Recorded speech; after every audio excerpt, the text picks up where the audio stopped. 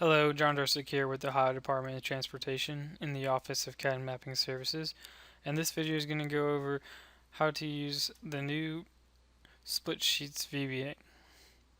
And so, with ODOT standards, you should only have one sheet per model.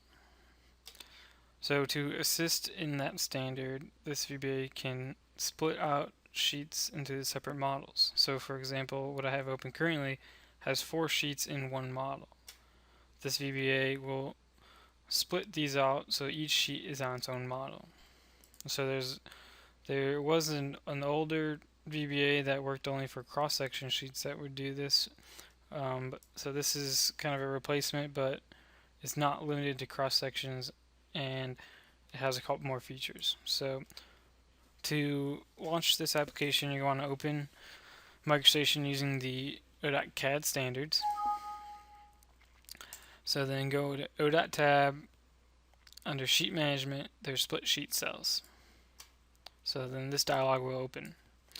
So first thing is you can hit this question mark and it'll bring up documentation going over every detail of the application. So if you have more questions after this video, you can check that out. So now there are 2 input modes. And so the first mode is all sheets in the active model. So what that will do is saying, okay, only process the sheets in my active model. The second mode for input is select models in the active file. Now when I select this, I can now choose which models in the active file I want to split the sheets into separate models. So you can select multiple, different, you can just have a different one. So when you click on this, you'll notice that this scan button will change. And it changes to select order models. When clicking this button, you can then choose which models in the active file you want to process. So if you didn't want to process one of the models, you can just click on it and hit X. So this dialog is populated with all models that contain a sheet cell in the active file. So you can also use the arrow keys to change the order, and so then when you process the sheets to split them out, it's going to go in the order from top down. So when I get to how the output naming is, you'd want to make sure that your order makes sense to you. Now all of these changes don't take into effect unless you hit the accept button. If I hit the cancel button and I go back into it, you'll see none of the changes I made were kept. Now if I hit the accept button and go back in, you'll see the changes were kept. And then this reset button will reset it back to the original default. And so as you change this and delete models out, you'll notice that the sheets found will get updated. So you see it just dropped from 61 to 59. And if I go back to the first mode, it says there's only 4, and this scan button will rescan the active model and update that number for you. So those are the input modes that specify what models you want to split the sheets out of. So the next option you have is sheet layout. So there are 4 sheet layouts, and this will describe how your sheets are laid out in a model. So for example, this first one, up arrow then over arrow, means it's going to treat this bottom left as the first sheet, and it's going to go up. So it would treat this as the second sheet, this as the third sheet, and so on and so forth until it would get to the end of this column. And then it would move over, just like that over arrow means. So this would be fourth, and it would keep doing that, going up and moving over. So now there is a tolerance of half the distance of the sheet cell to separate the columns. So I realized that this sheet cell and this sheet cell might not line up perfectly. So the tolerance means as long as you're within half the distance between this corner point, it means you're in that same column. Same thing goes for rows. If you're within half this distance of this length, you're treated as the same row. So if I were to move this, up a little bit, which I shouldn't do that, but as an example, as once I get past the half mark, it's going to treat that, up in this second row. Just want to make sure everyone is aware of that tolerance that's there. So the next option for sheet layout would be down and over. So that means, it would start at the top left and would go down. So this would be sheet 1, sheet 2, sheet 3, and then it would move to the next column. This would be sheet 4. So just similarly with the last two, I don't think I need to explain those. So that's your input mode. That's basically specifying all the input that I need to split the sheets. Now for the output mode, there's 3 output modes. The first one says same file, multiple models.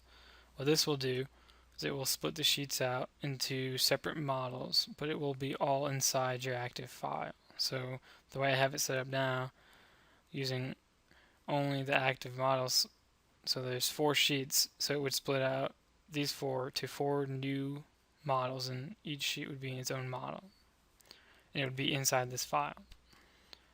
The second mode is close to the same as the first, except it will make one new file and put all those models in that new file. So again, with the way I have this set up, it would create a new file, and in that new file it would have 4 models. Each model would have one of these sheets. And lastly, for output mode, 1 sheet per file will create a new file for each sheet cell that you're going to split out. So the way I have the example shown now, it would create 4 new files, and each of those files would only have, one of these sheets. So the next option you guys have is do you want to move the sheets to 0, 0? What this will do, if it's checked on, is when you process the sheets, it creates the model and it puts that sheet cell in that model, it will move so that this bottom corner of the cell would be at 0, 0. So if you want that, you can check it on. If you don't check, leave it off. Next option is to keep original sheets. So if this is toggled on, after it has gone through and split the sheets out and created the model, it will not delete these original sheets cells.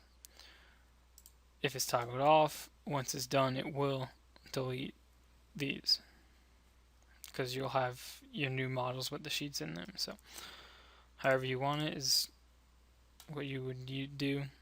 So now you have the option to specify what do I want to name these models. So by default, I just have it as sheet. You can name it however you want. And so you basically put in the prefix, and then the code will figure out, what number it should add to it, so that you don't have any, naming duplicate models with the same name, because that's not allowed. So you can see there's sheet 03 would be the first model name. That's telling me that there's at least 2 other models in this active file with the prefix of sheet. So as I change it, you'll see that it updates, so now it says 001. So that numbering is handled by the code for you, and that's mainly to prevent errors with having 2 different models with the same name. So you can set that as you wish. And now if I go to the last 2 models, you'll notice that you get an output file name. So this works similarly to the way the model name works. By default, this is going to be populated by taking the active file name and stripping off the last 7 characters. So if you're using the standard naming convention, this should be filled out like that. Now, if you're not, it might be a little funky, but you can fix it by changing to what you wish. So again, you can change this how you want. And then, just as with the models, the numbering is handled for you so that you don't have any, you don't try to create a file that already exists with that name. So this is telling me that there's already a file exists with this prefix, which is the file I'm in. So by default, this is going to output to the sheets folder of the discipline that the active file is in. So this active file is in the roadway discipline. So by default, the output location will be roadway sheets. If you hover over this little button over here, it will tell you the current output location. As you can see, roadway sheets. If you wish to change that, you can click on this button and you can select the output folder destination that you want. And then at that point, this first file name gets updated. And so if you have multiple files being created, this number just increases by 1, just as in this model name, the number increases for each additional model. So when I process sheets, it will create the files as how you specified as the input and output modes. So I will process sheets.